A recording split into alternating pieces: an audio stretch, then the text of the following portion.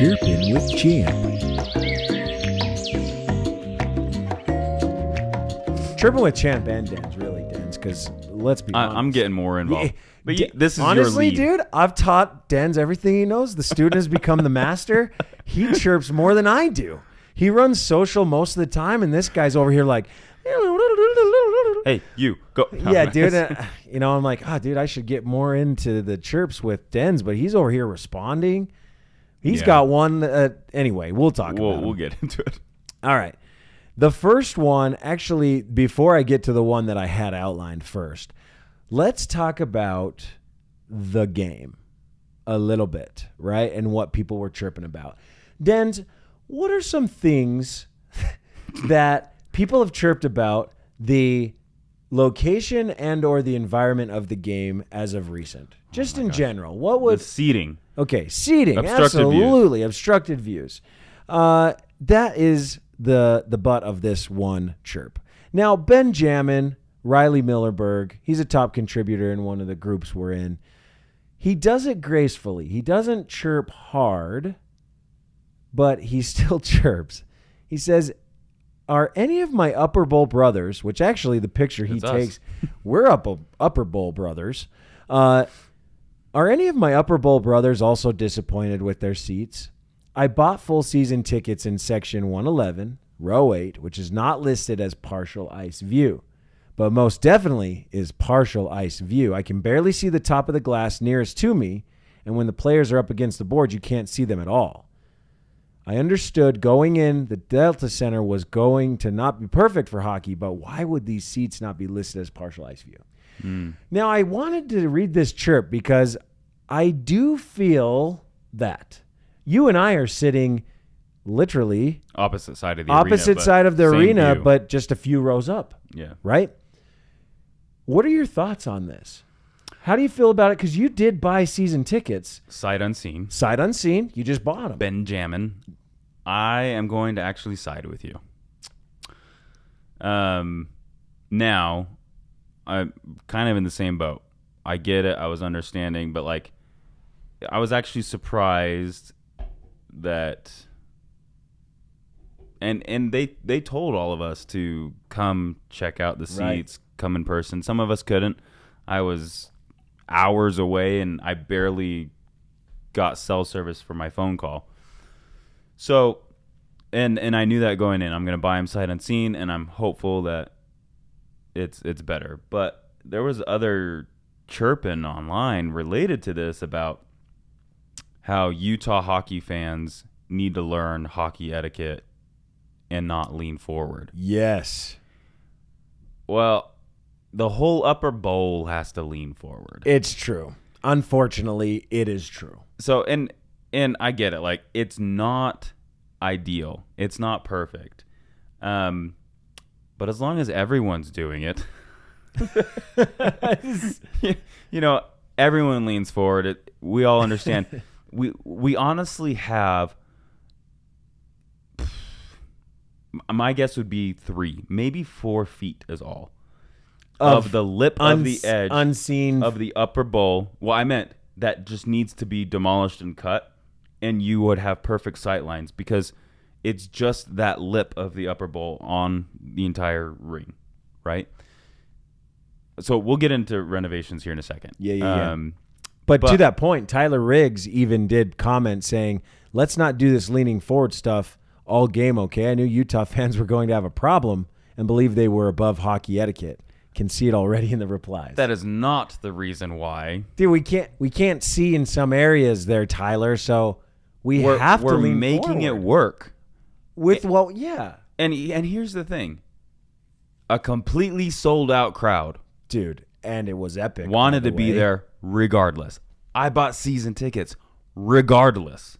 And I'm so glad he did. So it's Benjamin, I'm with you.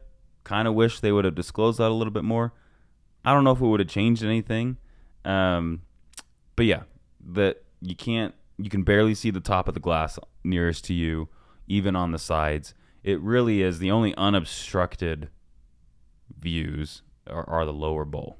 But we'll talk about how they're fixing it in more detail but it just kind of tired of hearing it. Everyone knows it's changing. And we still had an incredible hockey game. Yes, the fight with Jersey that went to go defend our captain. Couldn't really see it that well. I was looking up at the Jumbotron to see what was going on. It's true. So there's elements. Regarding the leaning comment and not having etiquette, obviously we'll become more etiquette when we have full sight lines, Tyler. All right? So cool your jets, Riggs. Come on. All right, let's move into one that you found, Dens. Well, this was actually before the game. So the actual social handle for Utah Hockey Club, they posted, and it said, "One more sleep." And I also posted right about the same time on our channels, and I said, are any other Utah Hockey Club fans not going to be able to sleep tonight? Struggling to sleep tonight?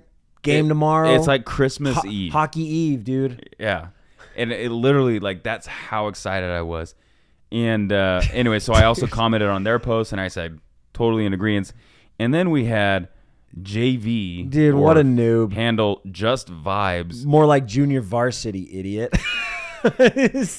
Get on here, and he replies to me and the Utah Hockey Club. He says, "Enjoy it while it lasts, because you won't be that excited when Utah inevitably gets crushed by Bedard and co. tomorrow night." Oh my gosh! Here's the thing: he's the reason that this wasn't the Florida Panthers that he was like representing coming in. Oh my gosh! This is the second worst team in the NHL last year, which is a chirp in and of itself to assume that the Utah Hockey Club is on the same level as the dang Blackhawks, dude. And we weren't, because Coyotes were better. Arr!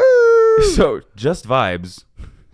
I just wanted the scoreboard to say what happened. So I held off.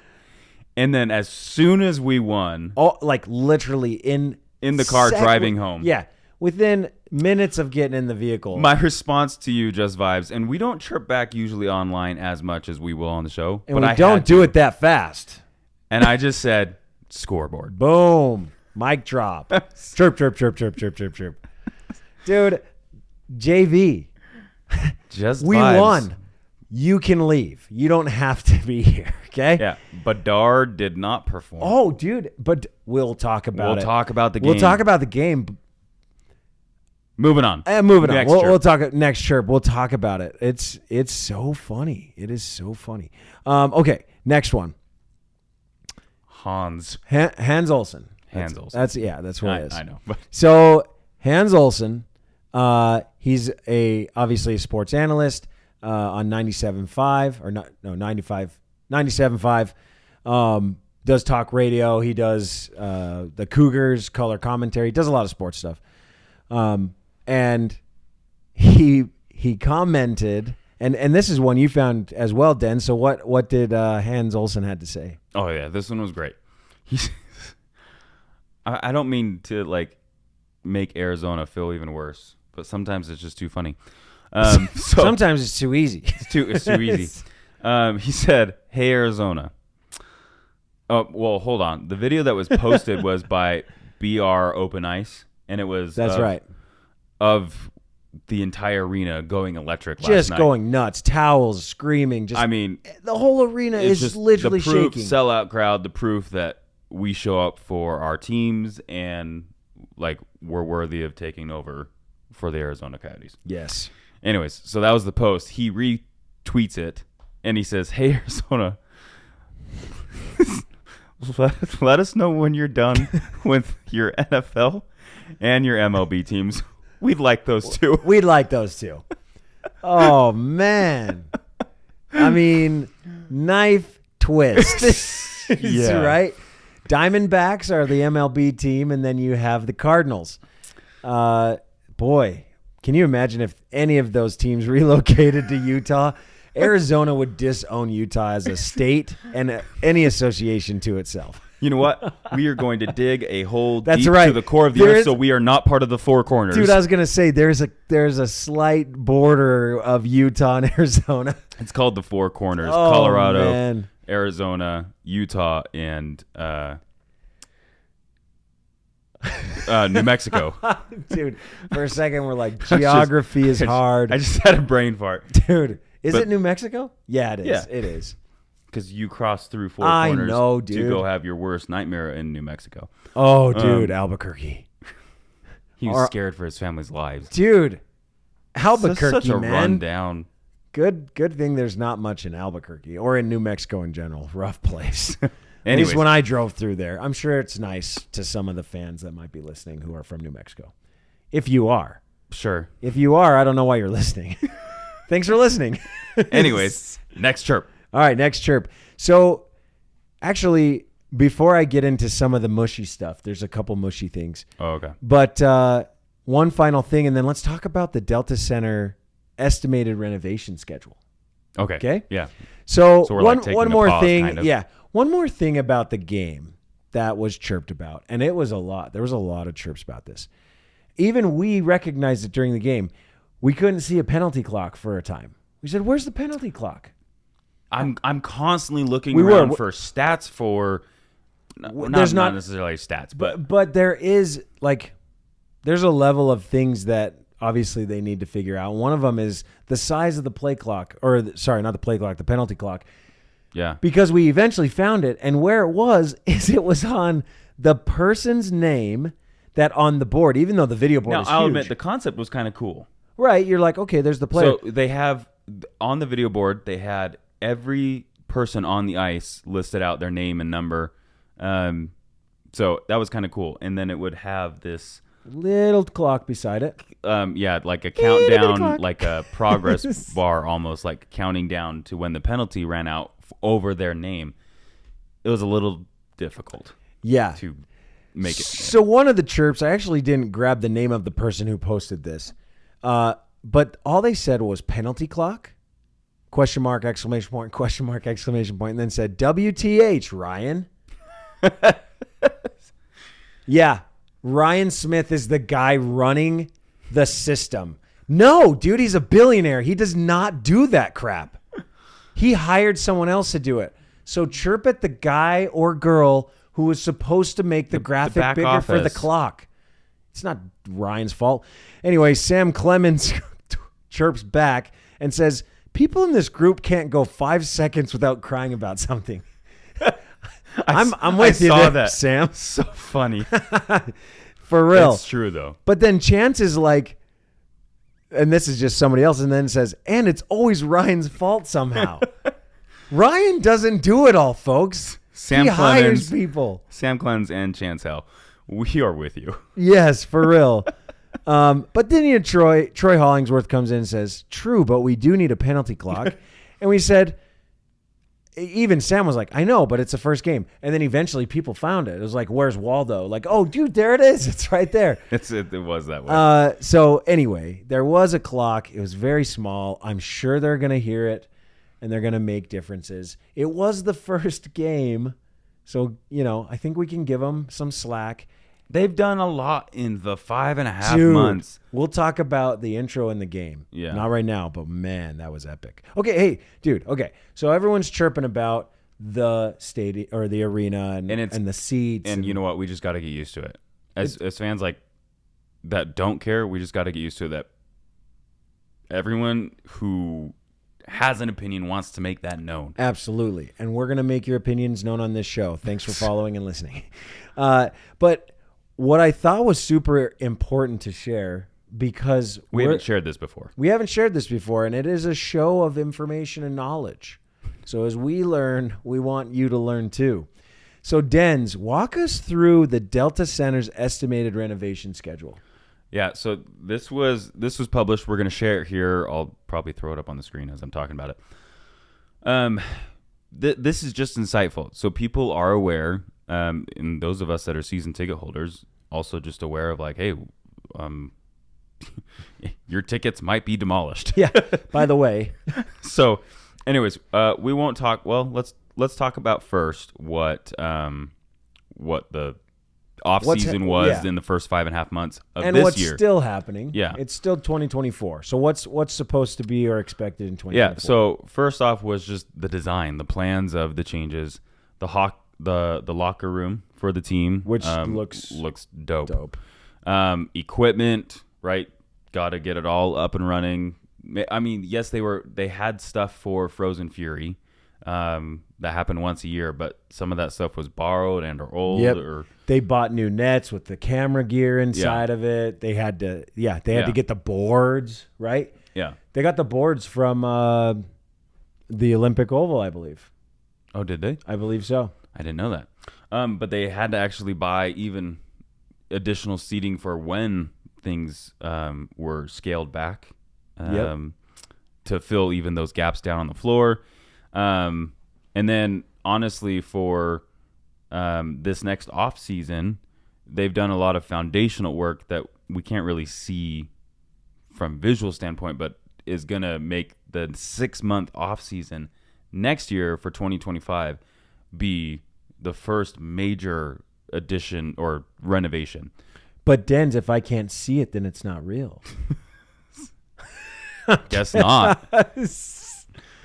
Anyways, you gotta have faith. So you gotta have. Okay, let's go to the first one. So from off season next year, which is actually interesting. I just had this thought. Say they make the playoffs. This is going to affect. No. When they make the playoffs, this will affect this plan, which is interesting and cool at the same time. Yeah. I hope this plan is pushed out by 3 months because of the playoffs. 6 weeks, but well, you know what I mean. But yeah, that just means that each off season, the Utah Hockey Club has to work their butts off. Anyways. Tails off. So, anyways, this is going to take a minute to get through. If we take this long to go through, that's okay, dude. People want to know. April 25th to October 25th, estimated timeline. I'm going to challenge that. It'll be end of June because we will be making playoffs. Yeah, it's a good challenge. So they're going to demolish and rebuild the seating bowl structure on the north end of the arena. So north end, what side is that? North end was the side that they did not skate out from. Remember when they did the intro part? Okay, yeah. So what they're going to do, so it's one of the retractable ends. I guess it doesn't matter if it's north or south. It's one of the retractable ends. That's where the biggest unobstructed views are. Mm-hmm. So they're going to demolish and rebuild the seating bowl structure on the north end. They're also going to do the foundational work on that side. They're going to put in new retractable and fixed seating on the north end. They're also going to construct premium north end like box offices. So they're redoing all of like the suites and stuff. So all of that will be done. And they're going to construct new marshalling addition on the south end. That's a lot. Yeah. That's a lot to happen in just a few short months. But in one off season, they're going to add, what is that, maybe 3,000 unobstructed seats now? Dude. Like, which obviously everybody needs. Relax. We'll get to it. I kind of hope they also, we'll get to it. Anyways, So that's 2025 to 2026 off season, or excuse me, 2024 to 2025 off season. Then we move into the next year. This is between October 2025 and April 2026. So actually, they're making a parking garage, dude. Well, I just realized this is happening during the season next year. It is. Again, a parking garage is happening during season 2. Yeah. Which is super valuable. Parking's a nightmare right now. Most people park at a mall, right? Which actually, if you park at the gateway, you get free parking because they just let you out. You might get stuck in there for a minute, but they usually just leave you for free, which is actually awesome. But the parking garage makes a lot of sense. It does. And they have quite the space on the corner of the lot to build that. Make that happen. And then, so that's kind of the biggest one. They're going to be finishing up stuff from phase 1. They'll also start a lot of exterior stuff with the plans to rebuild they're going to take over the street on the east side of the arena, center the entrance. So a lot of that stuff's going to happen as well. It will be interesting how that might affect during season experience. Right. what happens if your section is being renovated? Yeah. Well, if that's what the plan, I doubt they would sell tickets. Yeah. So It'll be interesting. it will be interesting. And then from the second, so this is second off season, 2026, April 2026 to October 2026, they're going to demolish and rebuild the seating bowl structure on the south end. They're going to complete all the interior work of phase 1 exterior expansion locations. And they're going to put in the new retractable and fixed seating on the south end, just like they had done in the previous. So really, in the next 2 off seasons, I would say most of the obstructed views are going to be solved. Obviously, that's priority number 1. Make sure people can see the ice better. Yeah. Also, but it because won't they're gonna happen charge at more. the snap of your fingers, right? So it takes time. And guess what? Ryan Smith isn't the one doing the construction. So if it goes slow, don't blame Ryan Smith. I mean, everything comes up to the head of the snake, sure. But Sure. But come on. Ryan's not there hitting with the jackhammer. He's hired somebody. yeah. So during the third season, they're going to be completing construction of that new and premium amenity space. They're going to finish the shell work of the exterior of phase 2 of the expansion on the exterior. And the last one, this is kind of where this will be interesting, of where it kind of all comes together. But between April 2027 to October 2027, they're going to construct a new ice floor. So they're going to save that for last. They're going to install, which makes sense. Yeah. Because, they're going to install new LED center hung and ribbon displays. They're going to complete all NBA and NHL team reconstruction. And they're going to complete the final expansion and remaining concourse and premium amenity interior fit out. So all of this amazing stuff will be done in 3 years from now, according to the schedule. 2027. They're setting goals. They've made plans. Now they're going to start executing. Yep. Which is awesome. That is obviously subject to change, but there you go. If you were curious what's going to happen, that's what they're going to do. I think this plays into it's not a chirp. I mean, it's Tamara Leigh Kelly chirping at other people to share this thought. And I think this is a perfect segue into this comment. She says this, and I agree with you, Tamari. Ryan Smith could have invested his money on anything in the world he wanted, but instead he buys and brings Utah their very own hockey team. He successfully made it so that thousands of people could enjoy a new sport or a sport they've loved for decades but had to travel to other states to witness. The complaints of penalty box clock, the horn when we score not being loud enough, obstructed views is shocking. We took our kids to the game tonight, and as much as we love the Minnesota Wild, we have a new team we fell in love with. The fans made it so much fun, and SEG did a phenomenal job on everything else. I hope every person in this group gets the opportunity to go. Until then, this introduction was the best. Enjoy. Tamari, I agree. We agree with you. Just a couple more chirps. Hockeyfights.com. Shared. This is a tough look forever, Chicago. Blackhawks are the only team in NHL history to lose a regulation game to UHC. NHL facts. What's funny, though, is the graphic that he made was just Blackhawks circling with a yes, but then every NHL team was circled as a no. But the Utah Hockey Club logo is in the circle of teams that didn't beat the Utah Hockey Club. So I'm going to chirp at you, Hockey Fights, even though it's funny. Make sure your content. Is that kind of backwards, though, at the same time? What do you mean? So what it's saying is they're the only one to lose to us. Yes. So everyone else has beat us.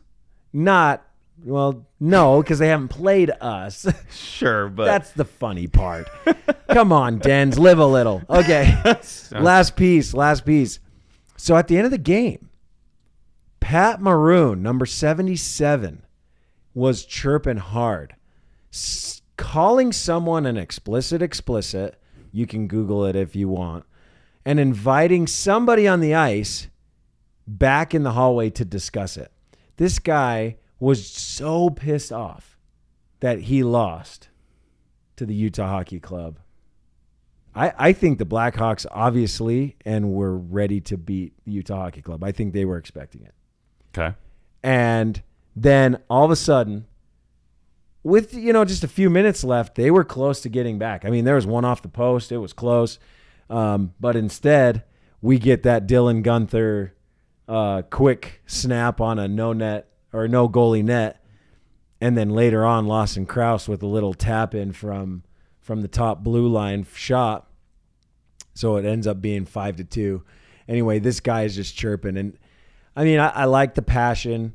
I like the energy that comes with hockey. And Maroon obviously had that passion. But it's game one in the regular season. There's 81 games left.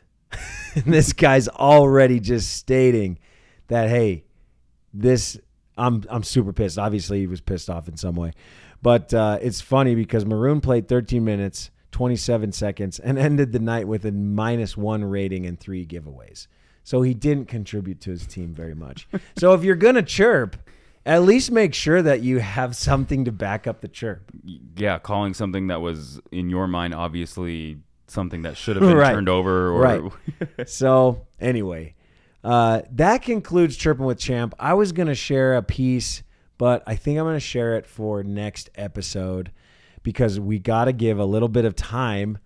We've been just having too much fun. We've been having too much Chirping with Champ and Dens, but let's actually dish it with Dens because this guy loves to facilitate on the ice. So let's dive into our final segment of the show. No, because Rapid Fire Roundup is coming up at the end.